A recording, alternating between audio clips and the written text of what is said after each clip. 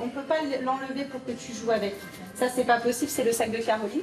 Depuis mars dernier, ces deux mamans vivent dans l'incertitude et le désespoir.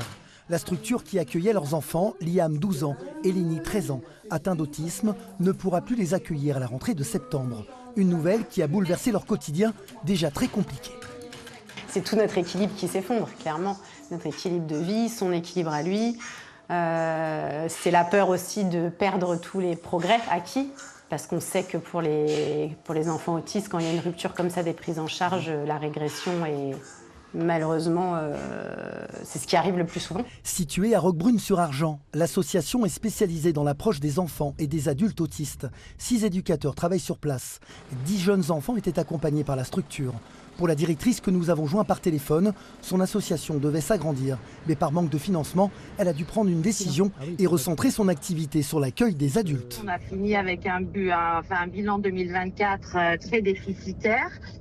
2025 a été compliqué du coup puisque les financeurs ne nous ont pas suivis. Je suis maman moi-même d'un enfant en situation de handicap, donc je connais le parcours, je connais les difficultés. J'ai tout à fait conscience à la fois que les familles ont toujours été satisfaites du travail qui a été mis en place et très déçues de cette décision. Et moi, je sais même pas que j'en suis déçue, c'est que j'en suis peinée. Les mamans n'ont pas baissé les bras et ont créé une association, Autisme à cœur, pour aider leurs enfants. On s'est relevé très vite avec les autres mamans et on a dit on laisse pas faire et on continue la chose.